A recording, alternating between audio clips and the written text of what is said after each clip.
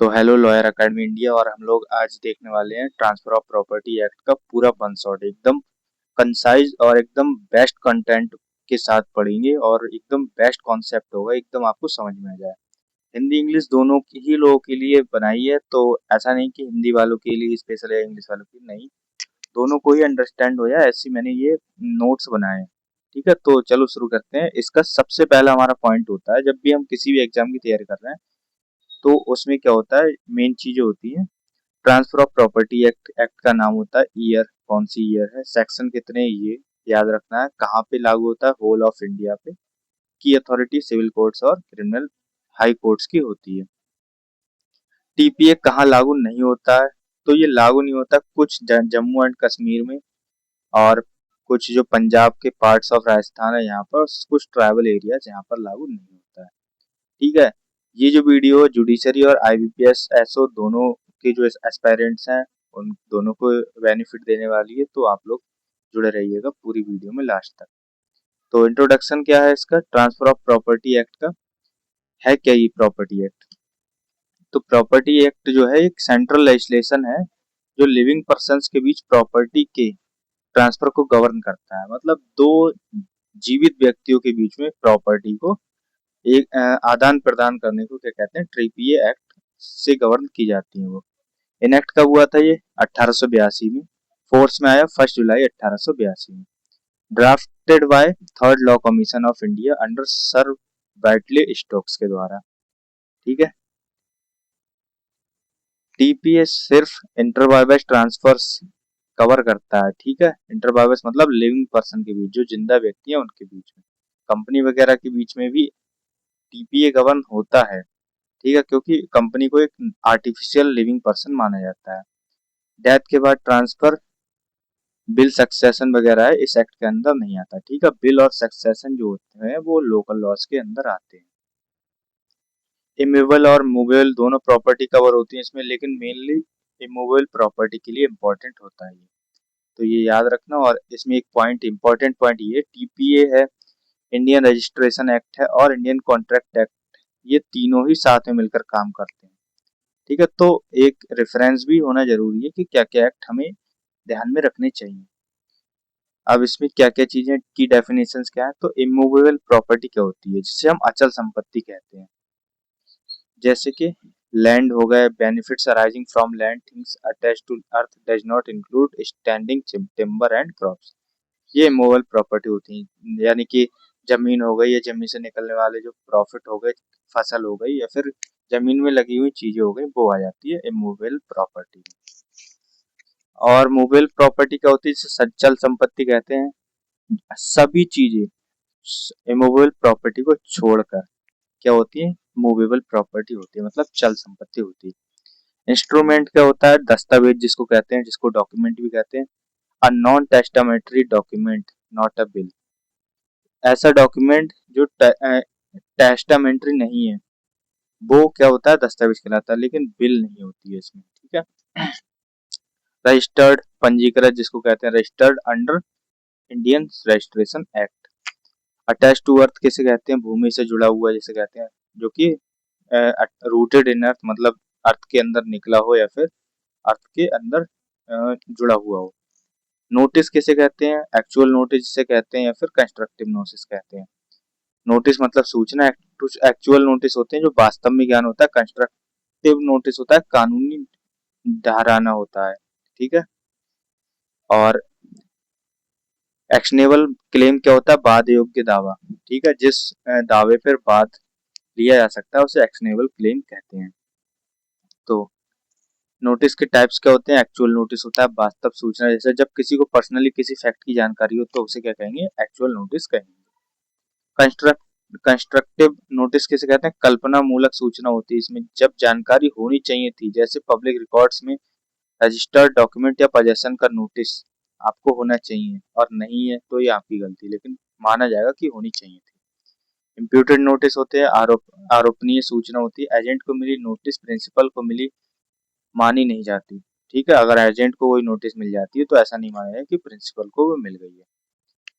जैसे कि एग्जांपल है, एक प्रॉपर्टी का registered sale deed registered office में है, ठीक है, रजिस्ट्री ऑफिस में है, बायर को कंस्ट्रक्टिव नोटिस है, चाहे उसने देखा हो या ना देखा हो। ठीक है, जैसे कि मैंने आपसे कोई प्रॉपर्टी खरीदी और कोई तीसरा व्यक्ति मुझसे खरीद रहा है, तो उसको ये तो नोटिस होगा ही कि आपके पास भी कहीं ना कहीं से प्रॉपर्टी आई है और रजिस्टर्ड होगी वहां पर, क्योंकि मैंने उनको बैनामा दिखाया है इसलिए। तो ये चीज होनी है, भले उसने नहीं देखा हो या फिर मैंने बता रखा है उन्हें, बट वो मानी उसी में जाएगी कि एक जो है उन्हें कंस्ट्रक्टिव नोटिस है, जानकारी है। ट्रांसफर ऑफ प्रॉपर्टी के जो सेक्शंस है वो क्या क्या है, ठीक है, वो देखते हैं। तो ट्रांसफर ऑफ प्रॉपर्टी डिफाइन कहाँ गई है, ठीक है, संपत्ति का अंतरण जिसको बोलते हैं, कहाँ डिफाइन है, सेक्शन 5 में डिफाइन है। डेफिनेशन क्या है, transfer of property means an act by which a living person conveys property in present और इन फ्यूचर टू वन और मोर लिविंग पर्सन्स और टू हिमसेल्फ एंड वन और मोर लिविंग पर्सन।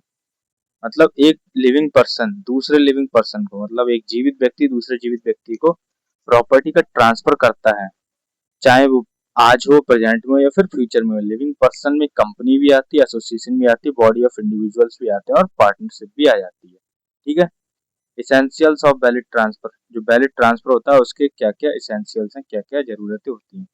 पहला लिविंग पर्सन होना चाहिए, ठीक है। दूसरा वो है प्रॉपर्टी एग्जिस्टिंग होनी चाहिए, ऐसा नहीं कि फ्यूचर में प्रॉपर्टी मिलेगी वो होनी चाहिए, वो नहीं होगी। ट्रांसफर ऑफ लॉफुल होना चाहिए, लॉफुल ट्रांसफर होना चाहिए प्रॉपर्टी का। ट्रांसफरर क्या होनी चाहिए, कॉम्पिटेंट होनी चाहिए, मतलब एडल्ट होनी चाहिए, साउंड माइंड होनी चाहिए और इंटाइटल टू ट्रांसफर होनी चाहिए। Transfer must not be oppose to the nature of interest. ये सारी चीजें जो है एक जो ट्रांसफर को वैलिड बनाती है, अगर ये फुलफिल होती है तो। और नेक्स्ट हमारा what can and can not be transfer, क्या ट्रांसफर किया जा सकता है क्या नहीं किया जा सकता, सेक्शन 6 में। तो ये हमारी पूरी टेबल है, हम लोग एक बार रफ थ्रू कर लेते हैं। सक्सेशन से विरासत की उम्मीद है, प्रॉपर्टी या फिर राइट है। Mayor chance of inheriting speculative can not be transfer, मतलब ये ट्रांसफर नहीं हो सकते। सिर्फ राइट टू री एंट्री है, ट्रांसफर नहीं हो सकते सेपरेटली। ईजमेंट है, ईजमेंट मतलब रास्ते का अधिकार हो गया या फिर पानी का अधिकार हो गया, ये सारी चीजें ट्रांसफर नहीं हो सकती। पर्सनल राइट्स हो गए जैसे, वो भी ट्रांसफर नहीं हो सकते। Owners personal enjoyment, right to future maintenance बिल्कुल ट्रांसफर नहीं होंगे। बिल्कुल केवल मुकदमा करने का अधिकार, मेयर राइट टू सू, वो भी नहीं होगा ट्रांसफर। पब्लिक ऑफिस या फिर सैलरी, वो भी नहीं होगी। स्टाइपेंड्स भी ट्रांसफर नहीं होंगे, स्टाइपेंड पेंशन हो गए। नेचर अपोजेस ट्रांसफर या फिर अनलॉफुल ऑब्जेक्ट, तो ये सारी चीजें जो ऐसी हैं वो ट्रांसफर नहीं हो सकती हैं। एग्जाम की टिप एक ये इंपॉर्टेंट है, याद रखिएगा इसको, स्पेक सक्सेशन।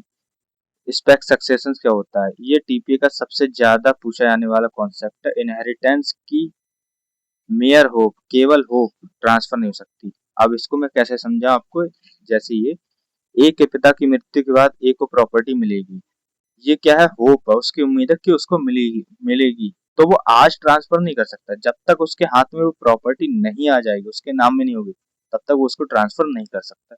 ये है स्पेक सक्सेशन। ठीक है, समझ में आया होगा आपको। कौन ट्रांसफर कर सकता है, तो सेक्शन 7 में बताया कौन ट्रांसफर कर सकता है, तो कॉम्पिटेंट टू कॉन्ट्रैक्ट ट्रांसफर कर सकता है।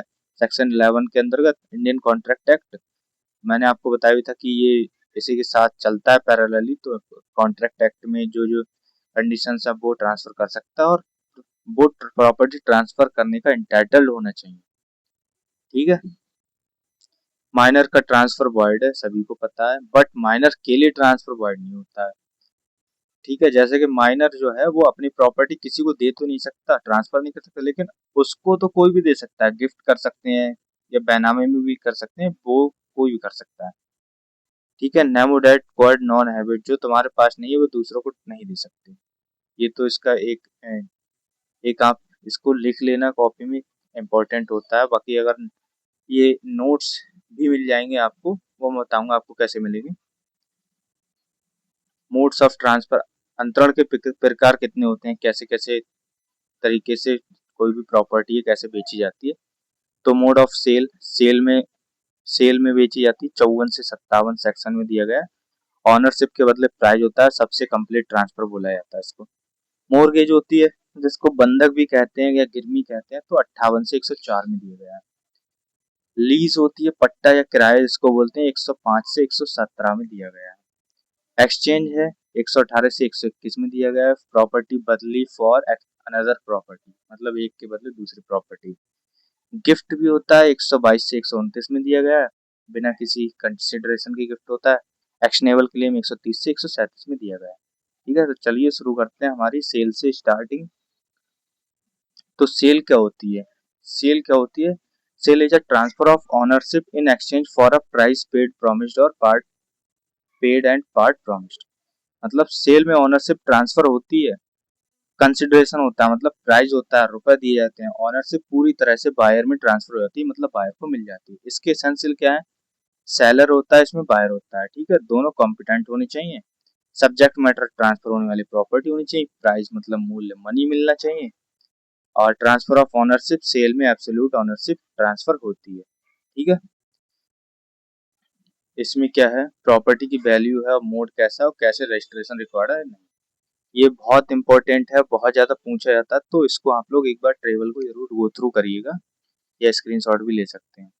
इमूवेबल प्रॉपर्टी है 100 रुपए से अधिक की तो वो रजिस्टर्ड होनी चाहिए। इमूवेबल प्रॉपर्टी 100 से कम है तो बस उसका जो पोजेसन है वो दे दोगे तो काम हो जाएगा, ऑप्शनल है। ठीक है, मूवेबल प्रॉपर्टी है तो डिलीवरी ऑफ प्रॉपर्टी हो गई तो फिर रजिस्ट्रेशन की उसमें जरूरत नहीं पड़ती है। और ये बहुत कंफ्यूजन का भी टॉपिक रहता है, तो इसको एक स्क्रीनशॉट ले लीजिएगा आप लोग। राइट एंड लायबिलिटीज क्या होती हैं? तो राइट ऑफ बायर्स और राइट ऑफ सेलर। बायर की राइट क्या होते हैं? प्रॉपर्टी की अर्निंग आफ्टर सेल होती है। क्लेम डिलीवरी ऑफ पोजेसन होता है, मतलब पोजेसन जो होता है वो मिलना चाहिए उसको बायर को। बायर टाइटल लेता है, टाइटल मिलता है उसको, बेनिफिट मिलते हैं बिल्कुल एब्सोल्युटली सेल में। सेलर के क्या होते हैं rights? Interest on unpaid price, मतलब अगर उसको प्राइज नहीं दिया गया, रुपया नहीं देगा तो उस पर इंटरेस्ट लग जाएगा। और उसका जब तक चार्ज होता है प्रॉपर्टी पर, जब तक प्राइस नहीं पे किए गए हैं उसको। सेलर को सब चीजें बतानी पड़ेंगी, डिफेक्ट वगैरह प्रॉपर्टी में है तो वो, और पोजेसन देना पड़ेगा जब सेल पूरी हो जाएगी। सेलर्स लीन जो एक आता है ये क्वेश्चन, ये देख लीजिएगा जरा। अगर सेल प्राइस फुली पेड नहीं है तो सेलर प्रॉपर्टी पर चार्ज रखता है, मतलब उसका अधिकार होता है, बेचने वाला होता है उसका अधिकार होता है अगर वो उसको पूरा पैसा नहीं मिला है। बायर्स लीन का होता है अगर बायर ने प्राइस पे कर दिया है प्रॉपर्टी और अभी तक नहीं मिली है तो बायर का भी लीन होता है प्रॉपर्टी पर। मतलब एग्जांपल, ये ए ने बी को 50 लाख की प्रॉपर्टी बेच दी, 40 लाख ली और 10 लाख बाद में लेने को थे। जब तक 10 लाख नहीं आता तब तक ए का प्रॉपर्टी पर चार्ज रहेगा, मतलब अधिकार रहेगा। ठीक है, मोर्गेज हमारा आ गया सेक्शन 58 टू 104, बंधन या फिर गिरवी इसको कहते हैं। आपने सुना भी हो कि बैंक में बंधक है प्रॉपर्टी है, कुछ लोग होते हैं जो अपनी प्रॉपर्टी बंधक कर देते हैं बैंक को और उससे लोन ले लेते, तो ये भाई मॉर्गेज है। तो हम इसको देखते हैं क्या है मॉर्गेज। मॉर्गेज में पूरी ऑनरशिप ट्रांसफर नहीं होती, सिर्फ एक इंटरेस्ट ट्रांसफर होता है सिक्योरिटी के रूप में, जो जब लोन चुका दो प्रॉपर्टी वापस हो जाती है। ठीक है, मतलब लोन लिया है तो प्रॉपर्टी आप देंगे उनको, देंगे भी नहीं, पोजेसन भी नहीं देते हैं, क्योंकि मॉर्गेज तो पहले तो बहुत तरीके की होती है, वो दिखाऊंगा कौन कौन सी होती है। तो बट पोजेसन दे भी देते हैं नहीं भी देते हैं, वो कंडीशन पे डिपेंड करता है, बट सेल नहीं होती है प्रॉपर्टीज में। पार्टीज क्या है? मॉर्गेजर होता है, मतलब बंधक जो करता है वो होता है, और जो मॉर्गेज करता है इसे कहते हैं मॉर्गेज होता है, जिसको बंधक दी जाती है प्रॉपर्टी, मतलब जो लोन देता है। 6 टाइप ऑफ मॉर्गेज है तो वो देख लेते हैं हम लोग। सिंपल मॉर्गेज क्या होती है? 58B में दी गई है। कोई ट्रांसफर नहीं होगा, कोई पोजेसन नहीं होगा, कोई ट्रांसफर नहीं होगा, पर्सनल लायबिलिटी होगी। ठीक है, कंपलसरी होता है रजिस्ट्रेशन अगर 100 रुपए से ज्यादा की प्रॉपर्टी है। Conditional sale, mortgage by conditional sale 58C में दिया गया। Ostensible sale with condition to repurchase, इसमें होता है कि जो रीपरचेज का ऑप्शन होता है कि अगर आपने पैसे वापस दे दिए तो फिर प्रॉपर्टी वापस हो जाएगी, इसमें रजिस्ट्रेशन जरूरी होता है। यूसुफ्रैक्टरी यूसुफ्रैक्टरी मोर्गेज 58D होता है। Mortgagee gets possession plus rents profit till debt repaid, जो जिसने प्रॉपर्टी गिरवी ली है, ठीक है, और जिसने लोन दिया है मतलब, तो उसके पास में प्रॉपर्टी का पोजीशन रहेगा और उससे जो भी रेंट वगैरह आएंगे, प्रॉफिट आएंगे, वो अपने पास रखेगा एज अ इंटरेस्ट। ठीक है, कंपलसरी होता है ये भी रजिस्ट्रेशन। इंग्लिश मॉर्गेज क्या होती है? एब्सोल्यूट ट्रांसफर हो जाता है, और जब वो लोन रीपे हो जाता है तो फिर वो वापस प्रॉपर्टी मालिक के हाथ में चली जाती है, पुराने वाले। Mortgage bye deposit of title deeds, मतलब प्रॉपर्टी के कागज आपने किसी को दे दिए तो आपकी प्रॉपर्टी मोर्गेज हो गई, गिरवी रख दी है। इसमें रजिस्ट्रेशन की कोई जरूरत नहीं पड़ती है। अनोमलस मॉर्गेज होती है, इसमें कई सारी मॉर्गेज मिक्स हो जाती है। मान लो 5 जो मैंने बताए उनमें से 2 मिक्स हो गई तो वो अनोमलस हो जाती है। ठीक है, ये डिपेंड करता है कौन सी मॉर्गेज करी हुई है। और मोस्ट इम्पोर्टेंट मॉर्गेज की कॉन्सेप्ट है वो मैं दिखा देता हूँ आपको। राइट टू रिडेम्पशन, मतलब निकासी का अधिकार होता है। मॉर्गेज का ये हक है कि मॉर्गेजर का ये हक है कि लोन चुकाओ और प्रॉपर्टी वापस लो। ये हक तभी खत्म हो जाता है जब कोर्ट का फाइनल डिग्री है मॉर्गेजर खुद रिलीज करे। क्लॉग रिडेम्पशन मतलब निकासी पर बाधा, कोई भी कंडीशन जो रिडेम्पशन के हक को परमानेंटली बंद करे वॉइड होगी। Once a mortgage always a mortgage, यही प्रिंसिपल है। ठीक है। राइट ऑफ फोरक्लोजर, बंधक का अधिकार होता है इसको। सिंपल मॉर्गेज और एमएससी में मॉर्गेज विद कंडीशनल सेल इसको कहते हैं। मॉर्गेजी कोर्ट से प्रॉपर्टी का एब्सोल्यूट ऑनरशिप ले सकता है। मॉर्गेजर पेमेंट नहीं करता है। यूजफ्रैक्टरी मॉर्गेज में फोरक्लोजर नहीं होता है। ठीक है, मतलब जैसे कि मॉर्गेजी हो गया, मॉर्गेजी को पता है कि पेमेंट नहीं मिला तो वो कोर्ट से डिग्री पास करा लेगा और पूरी प्रॉपर्टी अपने अंदर ले लेगा, अपने हक में ले लेगा। राइट टू सेल, बिक्री का अधिकार होता है किसी इंग्लिश मॉर्गेज में होता है। मॉर्गेजर प्लस मॉर्गेजी दोनों इंडिविजुअल्स होते हैं और सिंपल मॉर्गेज में कोर्ट के थ्रू सेल होती है। और वैसे जो होते हैं इंग्लिश मॉर्गेज में वो तो डायरेक्ट सेल हो ही जाती है, आपको पता बता ही दिया मैंने। मार्शलिंग, जब एक प्रॉपर्टी पर 2 या उससे अधिक मॉर्गेजेस हों, बंधक हों, तो पहले वाला मॉर्गेजी दोनों प्रॉपर्टी से रिकवर कर सकता है अपना पैसा और दूसरा सिर्फ एक से। सब्रोगेशन मतलब प्रतिस्थापन, जो कोई पहले मॉर्गेज का पैसा चुका है वो पहले मॉर्गेजी के राइट्स में आ जाता है। ठीक है, एग्जांपल है ए ने बी को प्रॉपर्टी मॉर्गेज की और कंडीशन रखी ये कभी रिडीम नहीं कर सकता। ये कंडीशन वॉइड हो जाएगी। क्यों हो जाएगी? ए का रिडेम्पशन का हक प्रोटेक्टेड रहेगा इसलिए। अब आपको समझ में आ गया होगा। अब आते हैं नेक्स्ट हमारी लीज पर। क्या है लीज? तो a lease is a transfer of right to enjoy movable property made for a certain time, express or is implied in consideration of price paid, promise or money service periodically rendered। मतलब lease में ownership transfer नहीं होती है, सिर्फ enjoyment का right मिलता है। ठीक है, अब तो समझ में आ गया होगा बिल्कुल।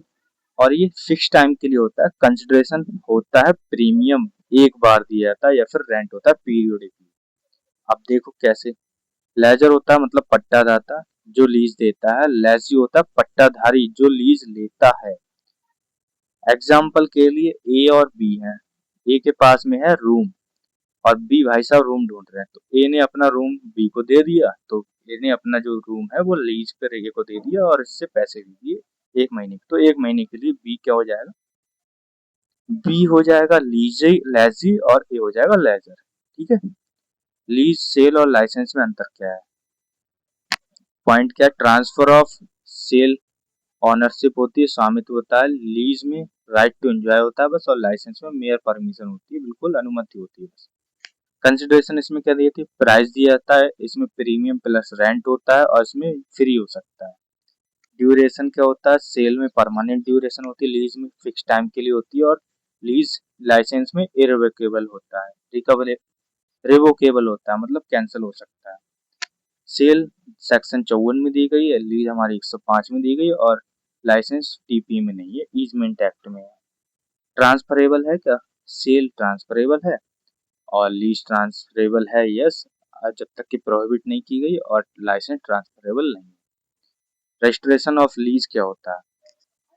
लीज होती है अगर 1 साल से कम है या ईयरली रेंट वाला है तो रजिस्टर्ड इंस्ट्रूमेंट कंपलसरी होगा।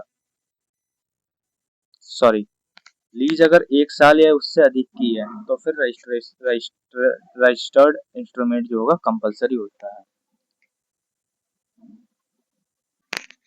पर इसमें रूल एक ही है कि लीज अगर 1 साल तक है तो उसमें रजिस्टर्ड इंस्ट्रूमेंट की जरूरत नहीं होती है। ये आपने सुना भी होगा कि लोग कहते हैं 11 महीने का रेंट एग्रीमेंट करा लो। क्यों करा लो? क्योंकि 11 महीने का रेंट एग्रीमेंट करेंगे तो उसमें रजिस्ट्रेशन की जरूरत नहीं पड़ती, और अगर 11 महीने से ज्यादा का कराते हैं तो फिर रजिस्ट्रेशन कराना पड़ता है। राइट्स और ड्यूटीज हैं इंपॉर्टेंट, ये एग्जाम के लिए बहुत इंपॉर्टेंट है इसलिए इसको एक बार देख लो। लेजर की ड्यूटी क्या है? मतलब जो लीज दे रहा है उसकी ड्यूटी क्या है? शांतिपूर्ण कब्जा दे दो, ठीक है, पीसफुल पोजेशन देना है लेजी को, प्रॉपर्टी के डिफेक्ट्स बताना है, मतलब प्रॉपर्टी में क्या कमी है वो बताना है, किसको बताना है, जिसको लीज दे रहे हो, लीजी को पोजेशन में डिस्टर्ब नहीं करना है, मतलब जिसको भी आप लीज दे रहे हो उसके पोजेशन में बिल्कुल भी दिक्कत नहीं देनी है, और टैक्सेस और पब्लिक चार्ज वगैरह पे करनी है।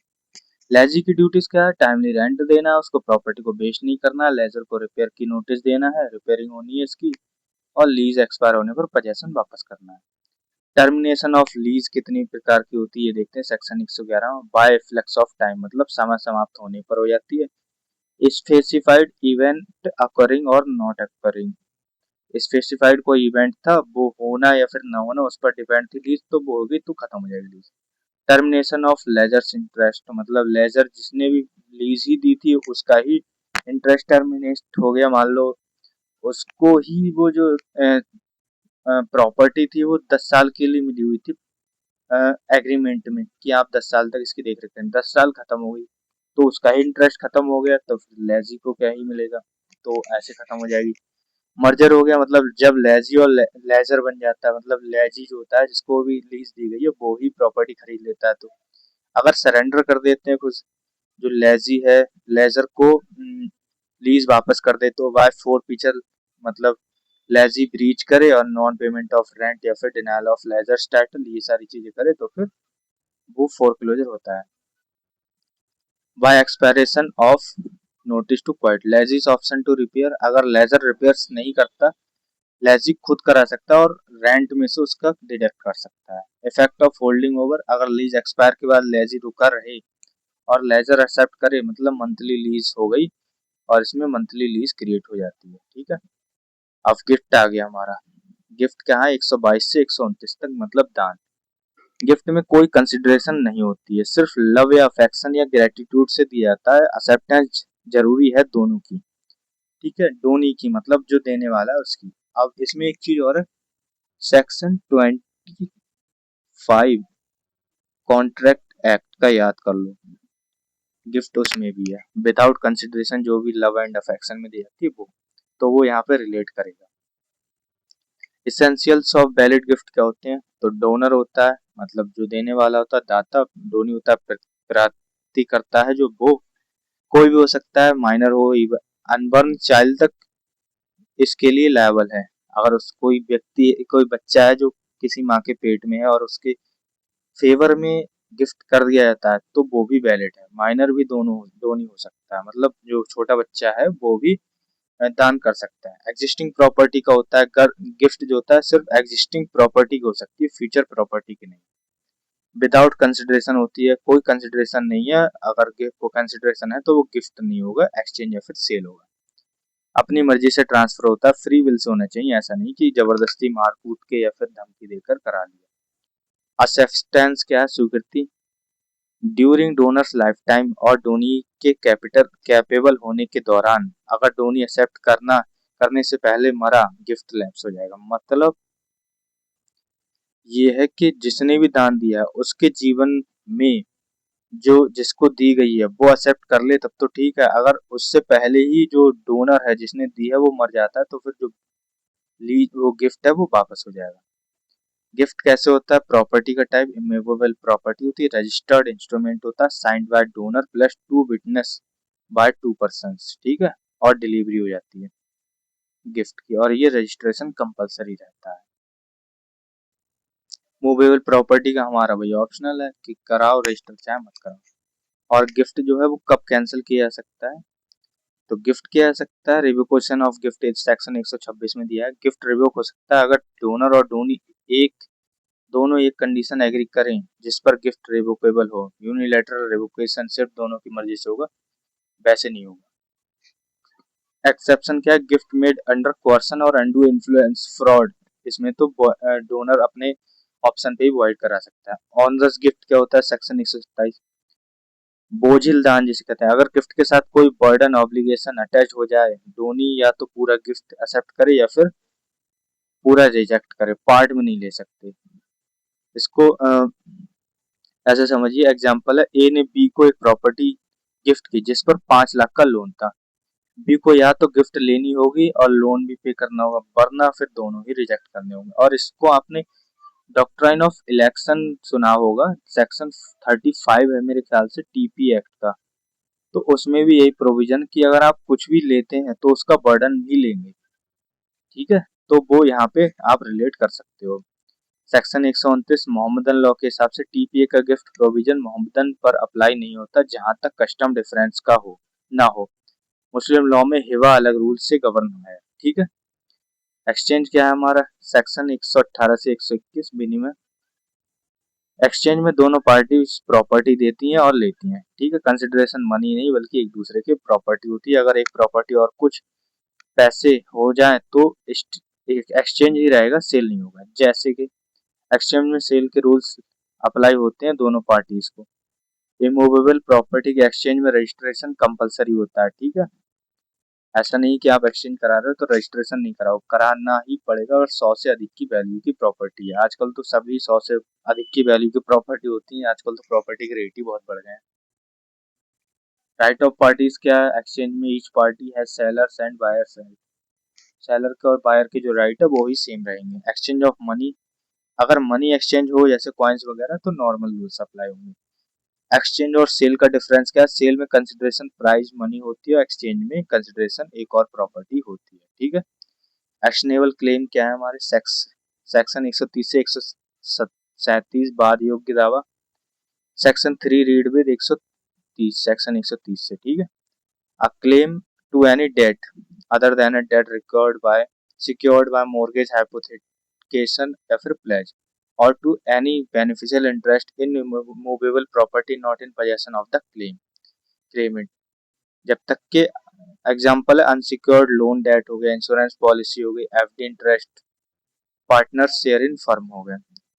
ट्रांसफर क्या राइटिंग में होनी चाहिए, असाइनर साइन करे करता है, डिलीवर्ड टू असाइनी होता है, रजिस्ट्रेशन नहीं नीडेड होता है। एक्शनेबल क्लेम है क्या, सिक्योर्ड डेट हो गए, लॉटरी हो गए, कॉपीराइट क्लेम हो गई, ये एक्शनेबल क्लेम नहीं है। और राइट टू सू भी एक एक्शनेबल क्लेम नहीं है। और ये चीज आप याद रखना, ये बहुत ज्यादा इंपॉर्टेंट होती है ये। Conditional and contingent transfer, section 10 से 34 तक। अब कंडीशनल ट्रांसफर क्या होते हैं वो देख लेते हैं। शर्ती अंतरण मतलब कंडीशन रिस्ट्रेनिंग अलिनेशन, कोई भी एब्सोल्यूट ट्रांसफर के साथ ऐसे कंडीशन लगाना कि प्रॉपर्टी अगर ट्रांसफर नहीं की जा सकती, ये क्या होगी, वॉइड हो जाएगी, शून्य हो जाएगी, ठीक है। मान लो मैंने अपनी प्रॉपर्टी आपको दी और मैंने ये बोल दिया कि अब आप ये प्रॉपर्टी किसी को भी नहीं बेचोगे, या फिर आप ये प्रॉपर्टी श्यामलाल को ही बेचोगे, तो ये आप जो मेरी कंडीशन है वो वॉइड होगी, ठीक है। ऐसी कंडीशन नहीं बनेगी क्योंकि एब्सोल्यूट राइट मिलता है सेल के साथ, तो फिर आप उसमें कोई कंडीशन नहीं लगा सकते। Section level restriction repugnant to interest created, अगर कोई कंडीशन ट्रांसफर की नेचर के अपोजिट है, कंडीशन वॉइड होगी लेकिन ट्रांसफर वैलिड होगा। Condition making interest determinable on insolvency alienation, तो वो वॉइड होगा। डॉक्ट्राइन ऑफ इलेक्शन जो मैंने अभी बताया भी था वो देख लेते हैं एक बार, क्या है, जब कोई पर्सन अंडर अ ट्रांसफर किसी दूसरे की प्रॉपर्टी गिफ्ट में दे और उसी ट्रांसफर में दूसरे व्यक्ति को बेनिफिट भी दे, तो दूसरा व्यक्ति या तो पूरा इंस्ट्रूमेंट एक्सेप्ट करे या रिजेक्ट करे, दोनों बेनिफिट एक साथ नहीं। मतलब ए ने बी ए ने बिल में बी की प्रॉपर्टी सी को दी और साथ में बी को 1 लाख दी, बी या तो दोनों एक्सेप्ट करेगा या फिर दोनों रिजेक्ट करे, सिर्फ एक नहीं ले सकता। मतलब बर्डन भी आपको लेना ही पड़ेगा अगर आप कोई प्रॉफिट ले रहे हैं तो। रूल अगेंस्ट परपेचुटी क्या होता है, सदा के लिए बंध अधिकार नहीं होता है। मतलब प्रॉपर्टी ट्रांसफर की कंडीशन ऐसी नहीं हो सकती कि प्रॉपर्टी को परपेचुअली हमेशा के लिए अलिनेशन से रोक दे, मतलब ट्रांसफर से रोक दे। फ्यूचर इंटरेस्ट कैसा होता है, सिर्फ तब क्रिएट हो सकती है जब ट्रांसफर की डेट से अनबर्न पर्सन के बर्थ और माइनॉरिटी तक लिमिटेड हो। मैक्सिमम इसमें टाइमिंग है वो है लाइफ इन बीइंग और फिर 18 ईयर। मतलब प्रॉपर्टी हमेशा के लिए ऐसे नहीं हो कि इससे इसको इससे इसको इससे इसको इससे इसको बिल में जाती रहेगी या फिर ट्रांसफर ऐसे होती रहेगी गिफ्ट वगैरह, वो नहीं होगा। आप ट्रांसफर कैसे कर सकते हो कि आप एक ये हो, मान लो कि मैं यहाँ बता देता हूँ आपको। आप हो ये, आपने ये प्रॉपर्टी यहाँ देनी है, तो आप ये एक छोटा बच्चा है, तो आप क्या करेंगे, आपने ये यहाँ पर क्रिएट कर दी और यहाँ से यहाँ तक कर दी, इस व्यक्ति के लाइफ टाइम तक और इसके 18 साल के होने तक ही ये प्रॉपर्टी ऐसे जाएगी, उसके बाद में नहीं जाएगी। आप ऐसे नहीं कर सकते इससे फिर इसको जाएगी, इसके फिर इसके बच्चों को जाएगी, इससे इसके बच्चे को जाएगी, ये गलत हो जाएगा, ये कैंसिल हो जाता है। ठीक है, राइट अगेंस्ट परपेचुटी यहीं पर होता है। चैरिटेबल या फिर रिलीजियस पर्पस होते हैं तो उसमें रूल अगेंस्ट परपेचुटी अप्लाई नहीं होता, क्योंकि वहां पर तो समाज के सुधार के लिए या फिर समाज की मदद के लिए काम होता है, इसलिए वहां पर ये अप्लाई नहीं होता। वेस्टेड और कंटिजेंट इंटरेस्ट, यहाँ पर भी बहुत बच्चों को कंफ्यूजन रहता है, तो वो भी कर लेते हैं हम लोग। मीनिंग क्या है इसका, राइट इमीडिएटली दिया, पोजेशन बाद में मिलेगा। ठीक है, वेस्टेड इंटरेस्ट में राइट डिपेंड करता है एक फ्यूचर अनसर्टेन इवेंट पे, कंटिजेंट इंटरेस्ट। और आपको एक चीज फिर से कनेक्ट करा देता हूँ, कंटिजेंट इंटरेस्ट और जो है हमारा सेक्शन 31 से लेकर 36 कॉन्ट्रैक्ट एक्ट भी कंटिजेंट कॉन्ट्रैक्ट की बात करता है, तो वहां पे भी वहां से इसको रिलेट कर सकते हो आप लोग, तो ये आपको बहुत ज्यादा फायदा मिलेगा इसमें। और इसमें ऑन डेथ ऑफ होल्डर, तो ये हायर को जाता है और ये लैप्सेस मतलब जनरली किसी को भी जाता है। एग्जाम्पल का क्या है, ए को प्रॉपर्टी ऑन बीज डेथ वेस्टेड इमीडिएटली, ए को प्रॉपर्टी बी की डेथ पर मिल जाती है, ये वेस्टेड इंटरेस्ट है। ए को प्रॉपर्टी अगर बी से शादी करे तो मिलेगी, ये कंटिजेंट इंटरेस्ट है। ट्रांसफरेबल है ये भी है, और ये कंडीशनली होता है।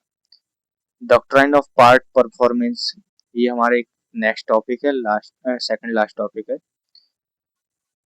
आंशिक पालनों की सिद्धांत मतलब एक इंग्लिश इक्विटी के कंसेप्ट पार्ट परफॉर्मेंस को कोडिफाई करता है। ये सेक्शन ट्रांसफर की प्रोटेक्शन करता है जब अनरजिस्टर्ड एग्रीमेंट होने पर भी वो पोजेशन में आ गया हो। जैसे condition for section 53 apply, contract to transfer immovable property return होना चाहिए और साइंड बाय ट्रांसफर होना चाहिए। ट्रांसफरी ने कॉन्ट्रैक्ट के टर्म्स के अनुसार पोजेशन ली हो या ऑलरेडी पोजेशन में हो।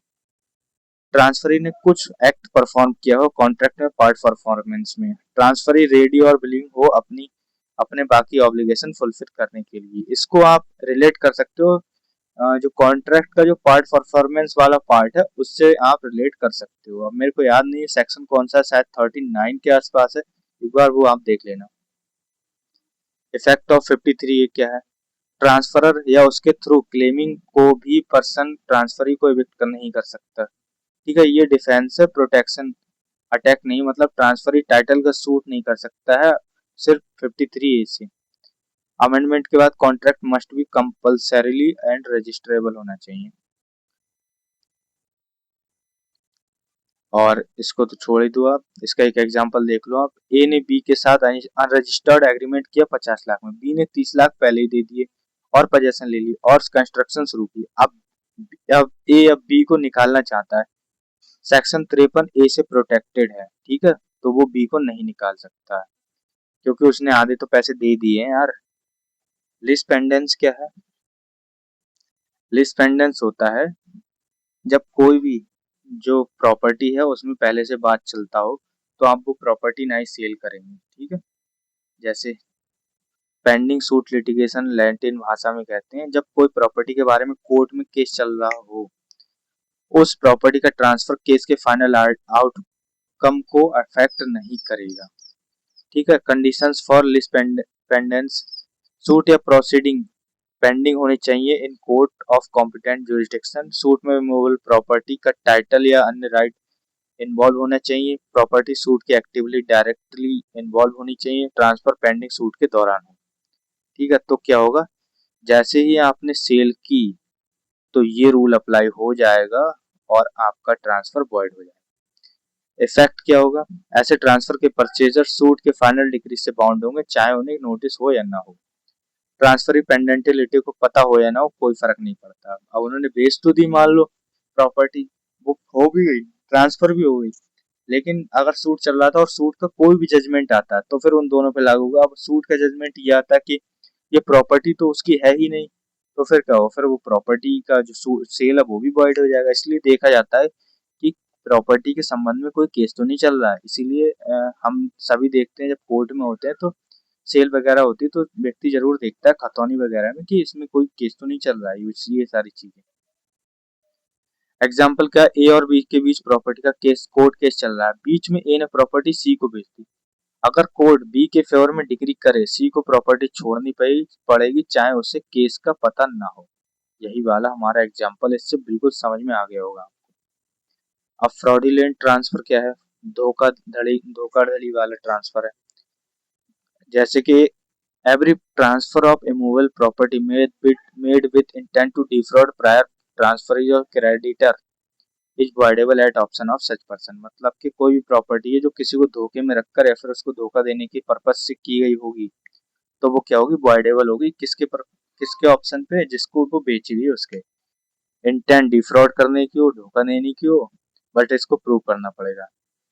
और इसमें क्या है, ट्रांसफरी को नोटिस होना चाहिए फ्रॉड का। बोनाफाइड परचेजर है तो उसको तो फायदा मिलेगा ही इससे।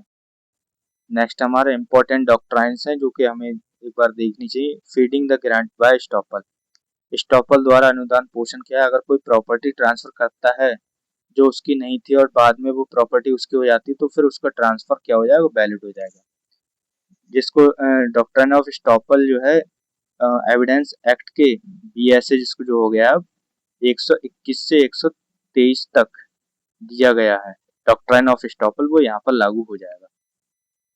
डॉक्ट्राइन ऑफ इलेक्शन मैंने आपको बता ही दिया कि अगर आपको या तो पूरा करना पड़ेगा एक्सेप्ट या फिर हाफ, या फिर बिल्कुल नहीं, हाफ नहीं कर सकते आप।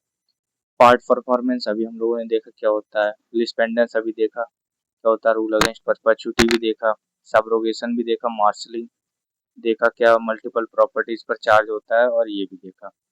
अब नेक्स्ट आते हैं feeding the grant by estoppel.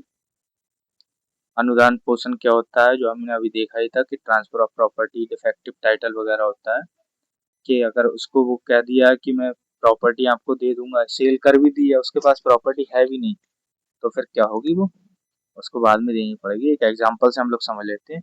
ए ने बी को प्रॉपर्टी बेच दी, वो प्रॉपर्टी तब ए की नहीं थी लेकिन उसके बाप की थी, बाप की डेथ पर प्रॉपर्टी ए को मिली। अब बी सेक्शन 43 के अंदर ए से प्रॉपर्टी ले सकता है अगर बीच में ए ने किसी और को नहीं बेच दी बोनाफाइड में।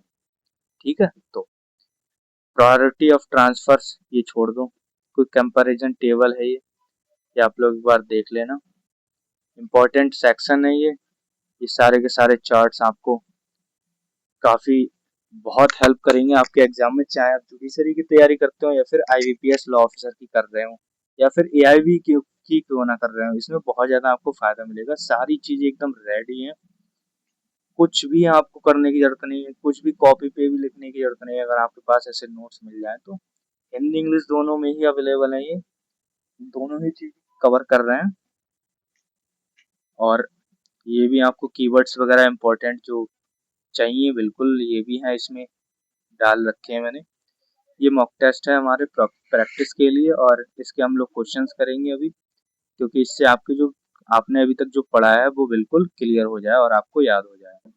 25 हमारे ये एमसीक्यूज हैं, इससे हम लोग आप लोग एकदम क्लियर हो जाएगा ट्रांसफर ऑफ प्रॉपर्टी एक्ट। ठीक है, तो पहला ट्रांसफर ऑफ प्रॉपर्टी एक्ट कब इनेक्ट हुआ था, तो 1 जुलाई 1882 को इनेक्ट हुआ था। Which of the following can not be transfer under section 6 of TPA, तो इस पे सक्सेशन नहीं होगा इसमें। Nemo dat quod non habet principle का मीनिंग क्या है टीपीए में, तो no one can transfer more interest than they themselves possesses. Next है हमारा under section 53 part performance which of the following is not a condition, तो part performance में कौन सी कंडीशन नहीं है, तो registration of contract is compulsory, ये नहीं है। सेक्शन 52 ऑफ टीपीए डील्स किससे करता है, तो ये करता है लिस्ट पेंडेंट से, ट्रांसफर पेंडेंट लेते हैं, मतलब कोई भी जो केस है प्रॉपर्टी से संबंधित उससे। यूज फैक्ट्री मॉर्गेज का होती है, which right does the right mortgagee get, right to sale है, राइट टू पोजेशन है, right to foreclosure personal liability है, तो right to possession and income from property till debt is paid ये है। Right of redemption क्या है under section 60 of TPA, तो only by final degree of the court और by act of parties. A gift of immovable property is valid only if it is, कैसी है, made orally होनी चाहिए, made by registered instrument, signed bye donor and attested witness, accepted after donors death, या फिर made for consideration. तो इसका B answer बिल्कुल correct है। नेक्स्ट हमारा under TPA when a person transfer property which he does not own. तो ये भाई राइट टू स्टॉपल वाला क्वेश्चन है। Transfer is valid only if the transferor subsequently acquires the property and transferee can enforce it. ठीक है, right to estoppel वाला है। Onerous gift it deal with under, तो कौन से सेक्शन में ये ओनरस गिफ्ट? 127 में है। In which type of mortgage is registration not required, तो कहाँ पे रजिस्ट्रेशन रिक्वायर्ड नहीं है? Mortgage by title deeds. Which of the following is correct about actionable claim, तो it is transferred by written instrument signed by the transferor. Under section 111 of TPA, a lease can be terminated by forfeiture when lazy denies lesser's title or breaches an express condition, तो फिर ये void हो जाएगी। Section 54 of TPA defines sale. Which of the following is not an essential of sale? तो क्या है? Return instrument always mandatory, ये cell का एक एसेंशियल नहीं है। डॉक्ट्राइन ऑफ इलेक्शन क्या होती है? सेक्शन 35 में अप्लाइज कहाँ होती है? तो आंसर इसका बी है। A person transfer another property under an instrument and also confers a benefit on that person in same instrument. Which section of TPA contains the rule against property perpetuity, तो section इसका 14 है। Answer B बिल्कुल correct है। अ lease for more than 1 year of immovable property must be, कैसी होनी चाहिए? Made by registered instrument. मैंने आपको बताया भी था वीडियो में कि 1 साल से ऊपर की जो लीज वगैरह होती है वो रजिस्टर्ड होनी चाहिए। मार्शलिंग क्या है? तो मार्शलिंग ये हमारा आंसर इसका भी। If two properties are subject to different mortgage, creditor having security on both must satisfy a creditor having security on only one from other person first. Which of the following statements about charge under section 100 of TPA is correct? तो इसका answer है C. Charge is security interest without transfer of property in exchange under section 118 of TPA। Which of the following is correct? तो when ownership of one thing is transferred for ownership of another, neither or both being money, only it is exchange. A gift can be revoked all under section 126 if the gift made by a condition agreed by both party, donor and donee, that condition is broken. The title of subrogation under section 92 of TPA is available. किसको available है? Any person who has an interest in the mortgage property and redeems the mortgage. Under section 6E of TPA which right can not be transfer, तो कौन सा नहीं किया जा सकता है transfer? Mere right to sue for damages को transfer नहीं किया जा सकता है सेल के अंदर। Section 116 of TPA holding over creates the what kind of tenancy when a year to year lease expires lessee continues, तो इसमें है tenancy from year to year. Last हमारा ये question, which of the following best describes a mortgage by conditional sale under section 58C of TPA, तो the mortgagor sells the property conditionally with right to repurchase. तो हमारी ये video थी, और ये video अगर आप लोगों को अच्छी लगी तो लाइक कर देना और चैनल को सब्सक्राइब कर लेना, क्योंकि इसमें पूरी डिटेल स्टडी करेंगे और सारे के सारे वन शॉट बनाएंगे, सारे के सारे सब्जेक्ट के कुछ भी नहीं छोड़ेंगे, उसमें MCQs भी करेंगे। और अगर आप लोगों को नोट्स अच्छे लगे तो ये कंप्लीट लॉ प्रिपरेशन का बंडल है। इसमें सारे के सारे जो एग्जाम AIB हो गया, जुडिशरी हो गया, IBPS हो गया, वो सारे के सारे एग्जाम्स के लिए नोट्स मिलेंगे आपको, हिंदी इंग्लिश दोनों में मिक्स, क्योंकि दोनों ही बच्चे होते हैं हिंदी और इंग्लिश वाले, उनके लिए। दूसरा सब्जेक्ट वाइज MCQs की PDF भी है, इसमें भी, इनमें भी नोट्स में MCQs होंगे, सब्जेक्ट वाइज MCQs की PDF, और 20-20 मॉक टेस्ट हैं। 20 IBPS SO के लिए मॉक टेस्ट है हिंदी इंग्लिश दोनों में, और 20 AIB और जुडिशरी के लिए। ठीक है, तो एकदम बिल्कुल बिल्कुल ही फर्स्ट क्लास नोट्स बनाए मैंने आप सभी के लिए, आप लोगों ने देखे भी होंगे वीडियो में। और आपको अगर ये नोट्स चाहिए तो आपको बस इस पे स्कैन करना है, या फिर इस वाले नंबर पर आप पेमेंट करना है 399 रुपीज़ का, और आपको वो पेमेंट का स्क्रीनशॉट इसी नंबर पे व्हाट्सएप कर देना है, और आपको बोल देना है PDF। ठीक है, तो आपको वो नोट्स की PDF आपको मिल जाएगी, पूरी की पूरी नोट्स की एक फोल्डर ही मिल जाएगा 6-7 जिसमें फोल्डर होंगे सारी चीज़ों के लिए, वो 1 घंटे के अंदर। ठीक है? तो अगर आप लेना चाहते हो तो ले सकते हैं, बाकी मिलते हैं नेक्स्ट वीडियो में, तब तक के लिए धन्यवाद।